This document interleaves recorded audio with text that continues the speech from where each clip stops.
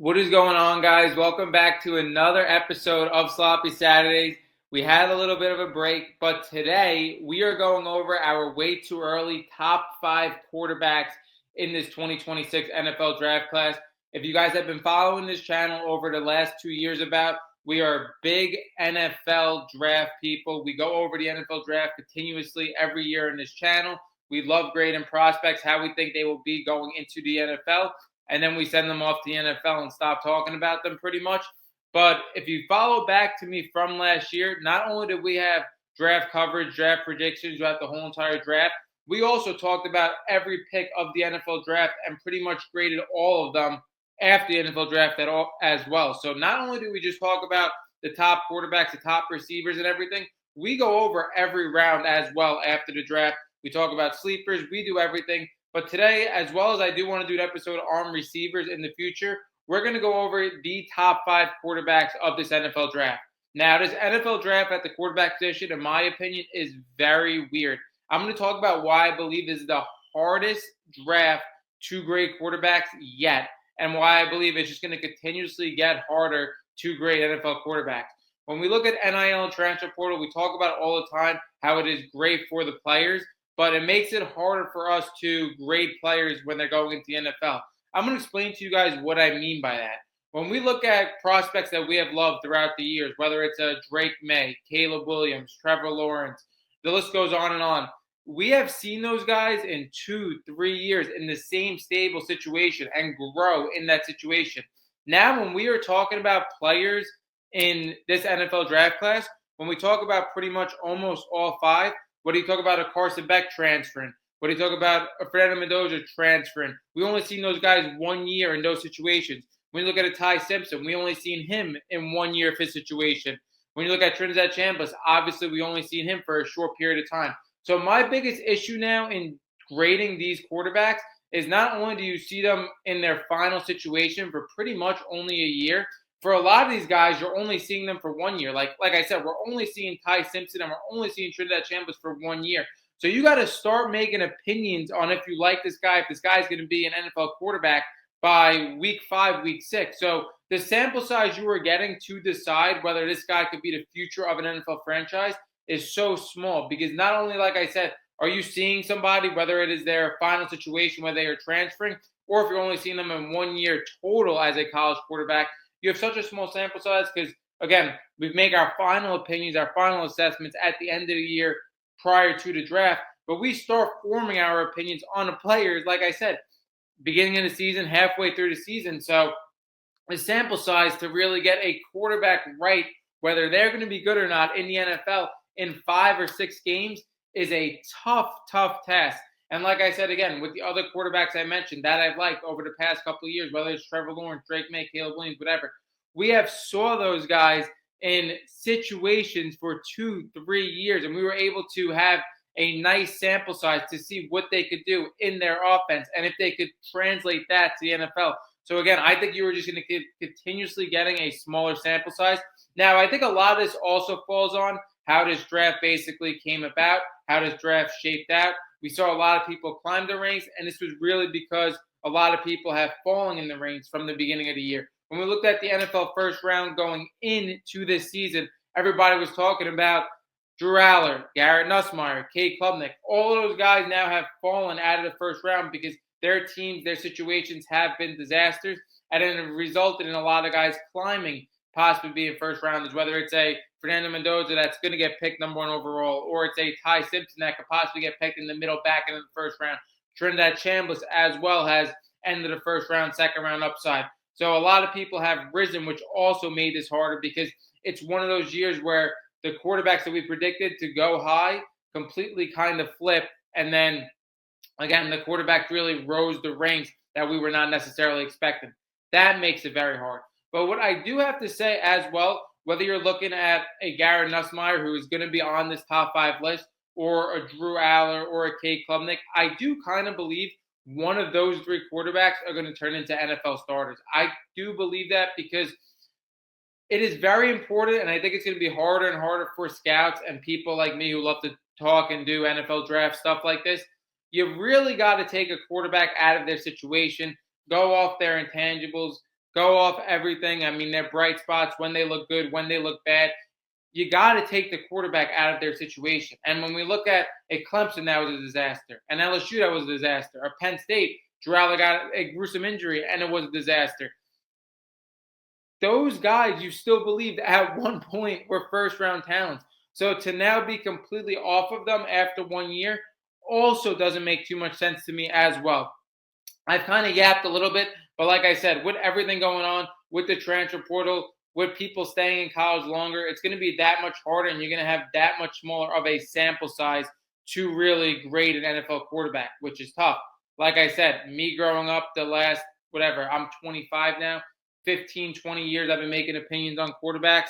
I have seen these quarterbacks in college for 2-3 years in the same stable situation. You're not going to get that anymore. It makes everybody's job a lot harder forming these opinions. All right. Now, like I said, I'm going to get into my top 5 quarterbacks. You guys, I'm telling you right now, most of you guys are not going to agree with my list in the order. And yes, believe it or not, this is in order. All right, let's jump right into it. Now, coming in at number 5 for me is Carson Beck. We're going to talk about pros and cons for each quarterback. My biggest pro for Carson Beck is that this guy has elite experience. He was at Georgia for 4 years. He started for 2 out of the 4 years. He sat back while they were winning national championships. After Georgia, he goes to Miami. Obviously, they were in the national championship this year. This guy, when you look at the 2 programs he played in and the length of time he played in college football, nobody on this list has a better set of experience with coaches, with programs than Carson Beck. Now, when you look at Carson Beck's career, to me, it has been very, very weird. When we look at Carson Beck when we were going into the 2024 season, this was a guy that we really thought was going to be the number 1 pick in college football. Number 1 pick in the NFL draft. And again, it is so hard to keep grading these guys because it switches like constantly throughout the season. This was a guy, like I said, that we thought was going to be the first overall pick. It did not happen. When you look at Carson Beck, when it comes to him starting 2023, 2024, and 2025, I believe his best season, in my opinion, wasn't this season that they made to the national championship, that they came within plays away of possibly winning a national championship. I thought his best season by far was 2023. When you look at his 2023 season, he had 72% completion percentage, 3,900 yards. He had 24 touchdowns, a 6 interception, an unbelievable interception ratio, like a 3-to-1 touchdown interception ratio. I thought he played phenomenal that season. But largely why I thought he played phenomenal that season is because of the pieces he had around him. I think when people were looking at Carson Beck throughout his career, and I've had very similar feeling to other players on this list, a lot of times you look at a big program like Georgia and you automatically think that they have the best weapons around them, that they have elite weapons. That wasn't the case in Carson Beck's career at Georgia. I thought 2023, he had a great team around him, and they were really unleashing Carson Beck, and that's when he was his most consistent downfield as well.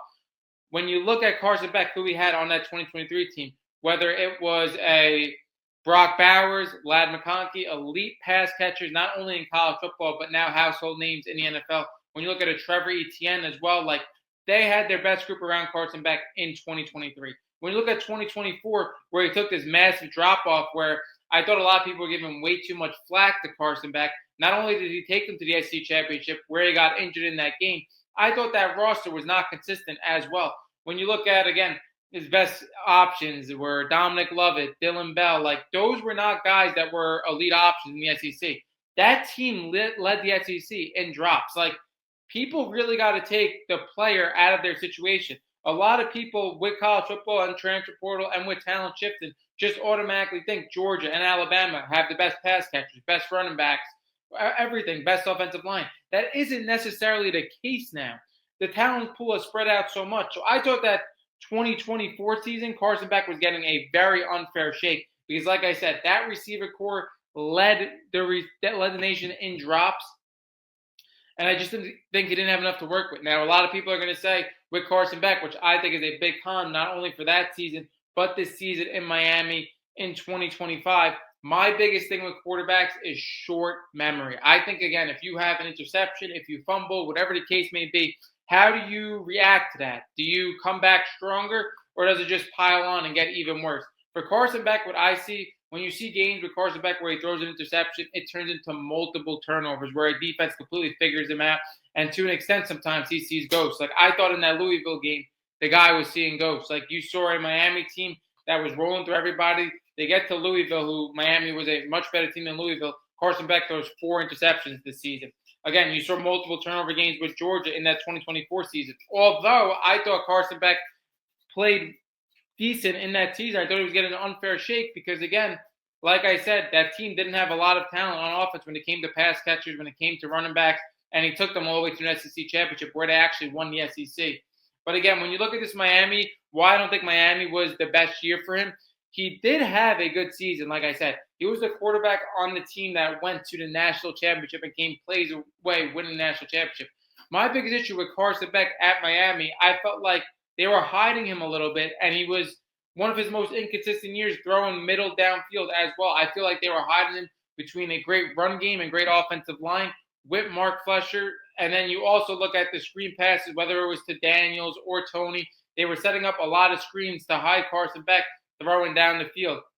And when you look at Carson Beck and this college football playoff route, it wasn't necessarily him winning games for a lot of these games. When you look at the Texas A&M game, them winning that 10-3, yeah, they put in a touchdown to Malachi Tony late, but again, they didn't ride on Carson Beck. They were kind of playing a game script defensive game. Same type of thing, low-scoring game for the most of the game against Ohio State.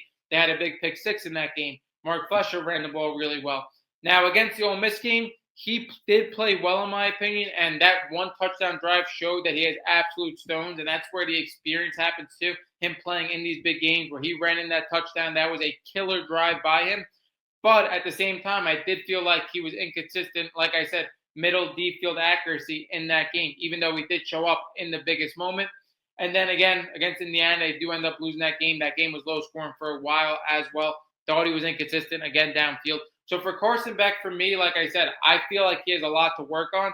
And in an NFL organization, you can't be inconsistent middle down the field.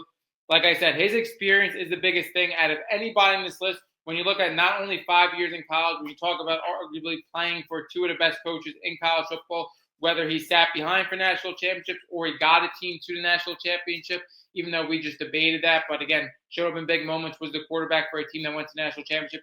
Carson Beck has the best experience in his entire list. He also has great size at 6'4", 220. Again, prototypical NFL size. So I really like that as well. He has the ability to make every throw, and we saw in the 2023 season him really do that at a consistent rate. It's just if he could get back to that point, to me, is a very big thing.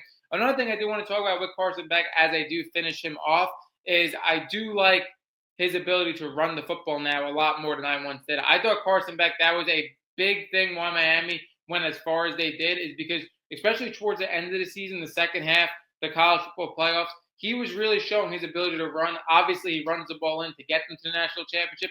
But this is a guy now that I feel like, even though he doesn't look to run, he can run. And I think a lot of that really came down to Miami having the best offensive line possibly in the country. They really instilled the confidence in him extending plays outside of the pocket and running the football. I think that's pretty big as well. Now, again, are they going to be designed run for Carson Beck? No. But if he's in the NFL and he has the running capability of, maybe a Trevor Lawrence or a Drake May or something like that, where he has the threat to run the football, but again, he isn't looking to run, there's not going to be design runs for him. I think that's huge as well. You have to have some ability, in my opinion, in this day and age of the NFL to run the football. To think you're going to be, out of all the top 15 quarterbacks, whether it's, Trevor Lawrence, Justin Herbert, Drake May, where they have the ability to run, or it's a Josh Allen or Lamar Jackson, where they look to run sometimes, you have to have some ability to be a dual threat to some extent. I believe Carson Beck showed that this season. That was the biggest takeaway for me. He showed that he could really, run the football if he has to. I like that as well. But again, my biggest thing why Carson Beck comes in at 5 in this list, even though he has the best experience in college football, even though he took Miami to the national championship, is I do believe he's the most inconsistent passer probably out of this list. And then I also think, again, the biggest thing for me for a quarterback is, do you have short memory? Do you let things build up when you have a turnover? Or do you, again, come back stronger from that? I think Carson Beck does not have a short memory right now. Again, can he improve on that? Sure, that's an internal thing. Right now, I don't like that. Like I said, we talked about it in the 2024 season, how he let things pile on. And then we talked about it in certain games, even though Miami went to the national championship in 2025, games where he had multiple turnovers as well and things went really bad. That wraps up Carson Beck for me. Now we're going to go into Garrett Nussmeier at number 4. Now you guys may be saying Garrett Nussmeier at number 4. LSU was a disaster. He didn't even play the whole season. He was playing through injury. I like Garrett Nussmeier at number 4 for a couple of reasons. One, I do believe out of anybody on this list, he's probably the most talented. When you look at a guy with being the best pure passer, the arm talent to make every single throw, and again, fit things in tight windows, I think Garrett Nussmeier is by far the most talented passer on this list. That's why I believe he comes in. Like, you got to take him at his LSU situation. Now, his LSU situation was a disaster. We were really high on them going into the year. I thought they had great weapons going into the year, whether it was, Trey Dez, whether it was Caden Durham, whether Nick Anderson, Barry Brown, who's going to be an NFL draft guy. I thought they had a lot of talent on this roster. And then I also thought their defense, especially in the beginning of the year, was a lot better than we expected it to be. They had the Weeks brothers, they had Harold Perkins, and they were playing really defensive games in the first couple of games of the season. Obviously, they had high expectations. LSU Clemson was supposed to be like a game of the year type of game, 2 national championship contenders when we were looked at it in the beginning of the year. Obviously, didn't pan out that way for both teams. But when you look at Garrett Nussmeier, I think you just have to look at this LSU season just being a disaster for him, whether he was playing through injuries. Not only that, I do really think Brian Kelly was never the right fit for this LSU program. Even though, like I said, and this is the biggest thing with the transfer portal and stuff that we have been talking about constantly throughout this offseason, you may be a team that has like a bunch of talent, whether it's, again, you have 4 really good track star receivers or you have a great quarterback. You build up this defense through the transfer portal. But there has to be some type of cohesiveness and coaching aspect to make these teams go to length and to make this a success. You could get every single top transfer portal ad, but again, the coaching aspect does come in. I don't think Brian Kelly was ever the right fit. Garrett Nussmeier was playing hurt as well. But like I said, I think this guy has way too much talent and upside, especially in a weak quarterback draft, to not go within the first 3 rounds. Again, at his size, 6'1", I do believe, like, in my opinion, he looks bigger than 6'1", 200. He looks bigger than that to me. But like I said, he has the best arm talent in this draft. I do believe he is a guy that can run when he has to. And then again, I feel like everybody's jumping back on the Garrett Nussmeier wave because he had some really good practices for the Senior Bowl. Then he had a really good drive in the Senior Bowl where he took one in, won the Senior Bowl MVP. So I think people are back on Garrett Nussmeier because, again, like I said, not only is this a weak quarterback class, but he's the guy probably outside in this draft class with the most physical talent. A thing I also love about Garrett Nussmeier is his pedigree. When we look at his dad, offensive coordinator for the Saints, the people his dad helped develop, whether it was a Jalen Hurts, Justin Herbert. Again, even the Saints offense this year looked pretty good with Tyler Shough. Like, to have that guy as your mentor and offensive coordinator in the NFL as your father, help develop throughout your career, I think that's a big thing. A lot of people like pedigrees and stuff. I think Garrett Nussmeier is really good for that as well. But again, Garrett Nussmeier, I think, is a guy that's in fault of just being in a disaster of a situation. But I still believe that this guy has the talent to be an NFL starting quarterback. And again, like I said, arguably the most natural talent in this whole entire top 5 list. Again, you could point at the inconsistencies and you could point at LSU being a disaster. This offense never really hitting the ceiling at all. But when you look at Garrett Nussmeier, this guy's a guy that people should be taking chances on. Like I said, especially because when we look at the demand of this NFL draft class and the demand at the quarterback position, when you look at a handful of teams not having an NFL quarterback, this is a guy, in my opinion, that you should take a shot on. Now, for a guy like Garrett Nussmeier, I think there's absolutely no way in hell that he should be starting week 1 for an NFL team. That should not happen. When you look at the disaster that was at LSU, when you look at him playing through injury, not finishing the season, everything considered, like, this wasn't a guy that really got to play every single game and put a lot on tape this season. This is a guy that should be sitting at least half of the season no matter what. Even if the team that he goes on is a disaster, there should be a veteran in place that he should learn from for at least half the season before he even gets in there. But Garrett Nussmeier, I believe, has the most natural talent in this draft. He comes in at 4, though, like I said, because he didn't finish the season. LSU was a disaster, but is a guy that could still pan out for sure. At number 3, we have Trinidad Chambliss. Now, when you talk about Trinidad Chambliss and you talk about upside, whether it's these 5 quarterbacks in this NFL draft, I think Trinidad Chambliss has the most upside out of anybody in this entire draft. Why do I believe that? Because he's a true dual threat quarterback. And this is my biggest thing why this NFL draft class is somewhat weak to me, is just the lack of dual threats. When you look at, again, the top 10, top 15 quarterbacks, 12 of them could really run.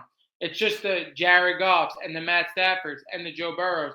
But if you're a quarterback in this day and age with how fast the defenses are, how fast ends, linebackers are, you really got to show some ability to run, or else you just got to be one of the best elite pocket passers in the NFL, which is a lot to depend on for a prospect. You got to take away half of that game and just say, hey, you have to be an elite pocket passer. That's tough. But Trinidad Chambliss, in my opinion, showed not only is he the best dual threat quarterback in this draft, he also faced the most adversity out of anybody in this draft. And when you look at Fernando Mendoza, when you look at other people, again, they improved, they moved up the ranks. But Trinidad Chambliss showed more adversity than anybody.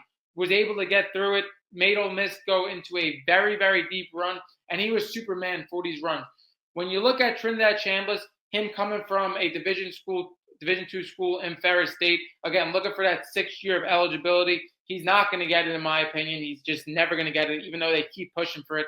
He's going to have to go within the NFL draft. I believe this is great for him because he's coming off a season where the iron's hot for him. And I do think in a weak quarterback class, he has the ability for somebody to look at him as a franchise quarterback. But the biggest con with Trinidad Chambliss, like I said, you've only seen him for 8 games not a little more than 8 games, but you've only seen him for a short sample size at the Division I level. When you look at Trinidad Chambliss, like I said, with the adversity he faced, when we came into the year, we thought Austin Timmons was going to be one of the best quarterbacks in college football. He was definitely the shoe-in for the starter. He gets hurt. Trinidad Chambliss takes the reins for Ole Miss and absolutely runs with it, never lets Austin Timmons get back on the field. So he handled adversity there, going from D2, committing to Lane Kiffin, getting that job, beating out Austin Timmons, not necessarily beating him out, I guess you would say, but you know what I mean? Like, when he got his opportunity, he ran with it. Not only that, his coach leaves him mid-season. This program had more noise than any other program in the country with all of Lane Kiffin's theatrics. And then Trinidad Chambliss leads them to plays away from a national championship where this team could have completely laid over. This guy faced more adversity and showed more character than anything. Also, another thing I have to say about Trinidad Chambliss, when the game was on the line, whether it was against Georgia or it was against Miami, this guy in the biggest moment was able to make tremendous plays. This guy has the most stones, in my opinion, out of anybody in this draft. That's an intangible to me. Now, like I said, his cons is obviously people aren't completely sold on him because he, again, came from a Division II school. We saw a very small sample size. Not only that, another reason why people aren't sold on him, because this guy's 6'1", 200 pounds. Again, he is on the smaller side. In my opinion, I want to cross off right away to 6'1", 200 pounds. Again, is that the lower end of height I would take? Yes, probably the lowest end of height I would take in a quarterback. But at the same time, if you're 6'1", I'm good with it. You could see over the offensive line, in my opinion. I think 6'1" is still a fine height for a starting quarterback. It wouldn't be something for me that would completely stray off a player. Like, again, that's Baker Mayfield height to me. That's not that bad to me. My issue with height is when you're looking at 5'10", when you're looking at a Bryce Young, when you're looking at a Kyler Murray. When you're under 6 foot to me, and again, all these heights are a little bit exaggerated. That's just what it's going to be. But when you're listed at 6'1", I believe you could see over the offensive line again. But I love all my quarterbacks to be 6'4", 6'5", 6'6", 100%. But 6'1", it's not going to stray me off Trinidad Chambliss by any means. The biggest thing, again, is like we haven't seen enough. But if you're looking at Trinidad Chambliss, I feel like you saw not only the adversity he faced, but enough quality of play for him where this guy had 3,900 yards, 22 touchdowns, 3 interceptions. Like, you saw him playing the SEC week in and week out pretty much every week for 8-9 weeks. Then you saw him in the college football playoffs in the toughest moments against a Georgia, against a Miami. And the Miami game was huge to me as well. A lot of people are going to say that he could have had multiple interceptions in that game, which is 100% true. Like, Miami did leave a lot of stuff on the table, but at the same time, his offensive line was getting absolutely dominated. They were facing the best defensive line in the country. And he still had that internal time clock to get the ball out quick. And again, we saw drives late in that game where he showed up, made spectacular plays, and put his team in a chance to win. It just so happened Carson Beck came down as well, scored, and left him with no time. But Trinidad Chambliss, with the amount of adversity he faced, I really love Trinidad Chambliss. I think, again, if you get Trinidad Chambliss in the second round, take a shot on him, this guy has a dual threat ability, like I said, to really succeed in the NFL. And I also love how not only is he able to escape the pocket, he does it looking to throw. And I don't always want to say like Mahomes type of his capability because, again, to compare anybody to Mahomes is absolutely insane. But everybody saw when he had those crazy plays against Georgia where he's going back 20 yards, then floating it over the top. Like, that kind of did remind you of Mahomes. But again, even if you don't want to compare it to that, whether it's a Cam Ward coming out of college or Caleb Williams, he has that crazy extension of ability to extend plays, and he looks to pass when he's extending these plays, even though he has the ability to run. Again, he has that ability that nobody else on this list has. That's why I believe he has a unique stance in this NFL draft, where, again, people can really look at him as a franchise quarterback, because not only is this draft class weak, it doesn't really have many dual threats, at least not dual threats to the ability of a Trinidad Chambliss. The hardest thing with Trinidad Chambliss is, again, like I said, everybody hasn't seen enough. Everybody doesn't know if it's a fluke or not with him playing, again, all these years at the Division II level. But this is where, if you're a scout, if you're an opinion maker, if you're a content creator, this is where things get hard. Anybody could basically say the number one draft pick is going to be great. Anybody could say people have been waiting on for 3-4 years, like I said, whether it's a Trevor Lawrence, Andrew Luck, Caleb Williams, whatever the case may be. Anybody could say those quarterbacks are going to be great. But now it's time to really break down the tape, break down the film, and look at Trinidad Chambliss, what he's done in these meaningful games, even though it's a small sample size. And if you really believe you know what you're talking about, you could select Caleb Williams. You could select, you could select Trinidad Chambliss if you're a true NFL scout. You got to look at the tape, and then you also got to look at, again, what he does throughout this NFL draft process. And I know it's very hard, but this is what you're going to have to do if you're going to take Trinidad Chambliss. And I think Trinidad Chambliss could definitely succeed in the NFL if he gets the right offense around him. All right. Now we're coming in at number 2 with Fernando Mendoza. A lot of people are going to hate that on Fernando Mendoza at 1. But I'm going to be honest with you guys. I'm not 100% sold on Fernando Mendoza. I'm just not. Is it the easy pick for the Raiders? 100%. Raiders, again, they tried the experiment with the veteran quarterbacks. They haven't got their quarterback since Derek Carr. They've been going all around with Jimmy Garoppolo. They tried Geno Smith. Again, this is just the year they got to draft a quarterback. Indiana had this historical year. They were an absolute powerhouse. Obviously, Fernando Mendoza was at the helm as the quarterback. He played absolutely great. This is a guy that's the number 1 pick, and he has to be, again, the number 1 pick just based on not only is it a weak quarterback class, but just, again, everything he's done in college football makes him the number 1 pick. 3,500 yards, 41 touchdowns, 6 interceptions. By no means can you argue with the stats. The guy played a fall season, Heisman, national champion, easy number 1 pick in a weak quarterback class.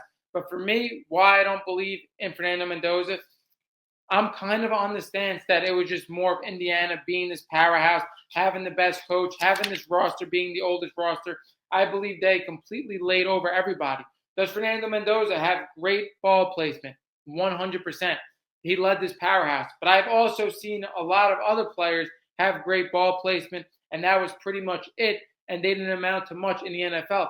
What I mean by that, when you look at a lot of players that played in big programs or played in programs that were great at the time, whether it was an A.J. McCarron, who I absolutely loved in college, if anybody knows me, one of my favorite college quarterbacks, or whether it was a Michael Penix Jr., had great ball placement at Washington. Everybody thought he had this unbelievable ball placement type of arm. Or if you look at even a Sam Bradford going back in the day as well, great ball placement. But in my opinion, you really have to be a dual threat quarterback in the NFL, show some rushing upside. Then again, when you look at the running play that he had in the national championship, how that showed his character, his ability to run at the college level. Yeah, it was a design run. It worked out. And again, he is an awkward runner. He showed ability to extend plays at the college level a little bit, but that gap's going to close even more in the pros. My opinion with Fernando Mendoza, the pros that I really like at him, he has elite size. He's 6'5", he's 225 pounds. You can't buy that size. He does have really good ball placement. But again, my biggest game for me that I love for Fernando Mendoza, and I said it, was the national championship. Because I saw the character of him when he was under pressure. How did he perform? He was still able to win that game. It was one of the only games where I really seen him constantly under pressure. You also saw the same thing against the Ohio State game. But again, when we saw Fernando Mendoza constantly under pressure twice, he showed the ability to find a way to win those games. But those were by far his worst games. Again, he wasn't able to do the same type of thing that he was able to do in every other game throughout the season. When he goes to the Raiders, he's going to be under pressure constantly, and he's not going to have top-of-the-line weapons as well. Like, again, he had Indiana that was an absolute powerhouse. So his ability to not extend plays in the NFL, and again, to have this great ball placement, but it's going to be in a tougher situation. I don't like the fit of Fernando Mendoza to the Raiders. Like, is it 100% going to happen? Yes. He might as well start working out with Brock Bowers right now. Like, he's going to be the pick, the timing of everything. Like I said, he's going to be the number one pick. But again, when he plays under that horrible offensive line and he's going to have constant pressure and he's not able to extend plays, and again, how well is he going to be when he's on his back most of the time? How accurate he's going to be at that point? Again, Fernando Mendoza, to me, the biggest thing I love is his size, like I said, and then also his work ethic. Again, he talks about how he has such a great work ethic. I don't know players personally, so I can't judge their work ethic. But the one thing of Fernando Mendoza, why I know he has a great work ethic and he's not bluffing, is that you've seen how he was able to climb throughout the ranks, how he was a low recruit, how he did go to Cal, earn his way to be a starter. Then he transferred out, went to, like, his whole college story is an example of work ethic and sticking it out. So I do believe he has a great work ethic. And again, if you're able to do the work and have an elite work ethic, in my opinion, that's 70% of it, because a lot of players, when they hit the pro level, again, the work ethic kind of tails off because they already got there. Fernando Mendoza's work ethic's great. His ball placement's really good. And then, again, his size is really good. But I just don't think that's going to be enough for the Vegas Raiders at all. I do not think Fernando Mendoza is going to pan out to the extent that a lot of people do. Can he be a really good quarterback in the NFL? Maybe. Can he be a back-end top 10 quarterback at his peak? That's what I think kind of his ceiling is. Kind of like a Jared Goff type of ceiling, which, again, I'm not hating on it. Jared Goff was, again, a first overall pick, but I don't know. Like, is that the ceiling that you're really hoping for? Is Jared Goff first overall pick? And then, again, I also think it's very similar to Cam Ward last year. He's going to an absolutely horrible situation. And, again, I don't think this prospect has any elite traits. Again, I think the NFL, when you look at it right now, you really have to have the ability to run the football, extend plays to some extent. Fernando Mendoza does not have that capability, in my opinion, at all. So I think that's a major thing for him. Why I just don't believe in him. And again, his arm, he has really good ball placement. Does he have an elite top-of-the-line arm in the NFL? No. So not a top-of-the-line arm, can't extend plays. He's going to go to an offensive line where he's going to get hit constantly. How is he going to be able to extend the plays?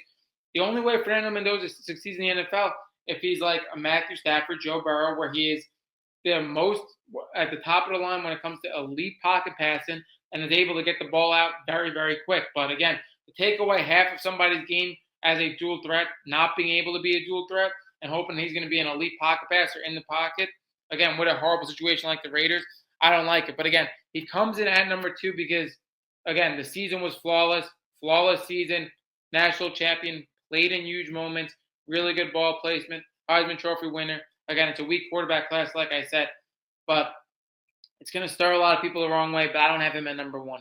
At number 1, my number 1 quarterback, again, start flooding the comments, is Ty Simpson. In my opinion, Ty Simpson is the best quarterback in this class, and he's a quarterback for me very similar to Jackson Dart last year. I believe where he's going to go in the NFL draft is a great spot value-wise. When I look at Ty Simpson, I think he's either going to be middle peak, maybe like 15, 16 pick, like around that line, whether somebody trades up or like the Jets were to select him at the 16th pick, or he's going to be a guy that goes in the late first round or early second round. Again, whether it's the first couple picks of the second round or somebody trades back into the first round to get him, kind of like a la Jackson Dart value.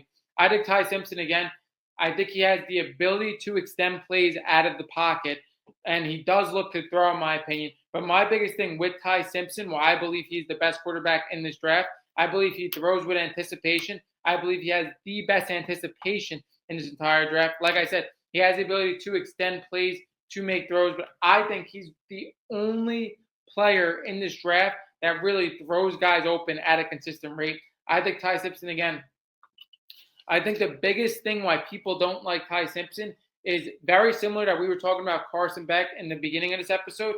I think people look at Alabama and automatically think that he had the best things around him, and he was like, hey, he didn't get Alabama to this level in college football. that he can't be good. And again, I think what he had at Alabama made his season very inconsistent. That's a con, that he was inconsistent throughout the season. When we look at Ty Simpson, everybody looks at like week 2 to 6 Ty Simpson compared to week 6 to 9 or whatever, completely different quarterback. But that's also because the situation at Alabama wasn't the best to me. Again, you guys may be saying Alabama, they're obviously the premier program in college football. It was not the best to me. I don't care that it had the Alabama logo on his helmet. This situation was not good to me. When you look at Ty Simpson, that O-line was never consistent throughout the year. It never gave him constant protection. Somehow they got protection in the first college football playoff game against Oklahoma. I do not know how that happened, but again, he never had a run game throughout the whole season. They had the worst run game, in my opinion, in the entire SEC. So all that combined is why I think people don't like Ty Simpson. But again, like I said, this guy is mobile enough to extend plays. He has great anticipation, and I believe his value in this NFL draft is the best in the entire draft class. That wraps up this episode of Sloppy Saturdays. Drop down below, again, your rankings of this quarterback draft class, your opinions, if everything around this quarterback draft class, with people in these new situations, only seeing them for a short sample size, is it making you guys harder to rank these quarterbacks? That wraps up this episode of Sloppy Saturdays, and we are